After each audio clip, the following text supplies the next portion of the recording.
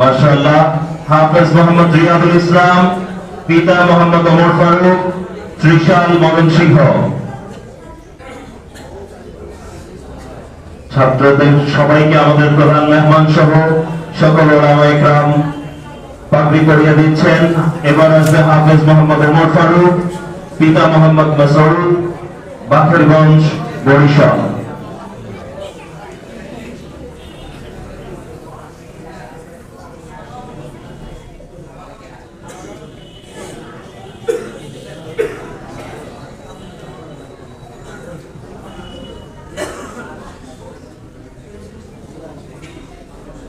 এবার যারা হাফেজ গড়ের কারিগর তাদেরকে আমরা সম্মাননা পাত্রী প্রদান করবো। হাফেজ মোহাম্মদ জুবায়ের সাহেব,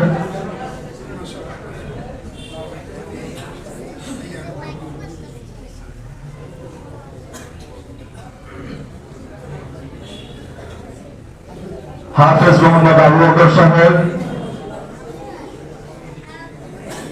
যারা হাফেজ গড়ের কারিগর তাদেরকেও পাগড়ি দিয়ে সম্মাননা করা হচ্ছে। হাফেজ মোহাম্মদ এনামুল হক সাহেব, যারা রাত দিন অক্লান্ত পরিশ্রম করে সেই ফজরের আগে তাহাজ্জুদের সময় উঠে এই বাচ্চাদের পিছনে মেহনত করে করে এই বাচ্চাদেরকে পুরো 30 পারা কোরআন কারীম হাফেজ করেছে, হিফজ করিয়েছে, তাদের এই অক্লান্ত পরিশ্রমের সম্মাননা।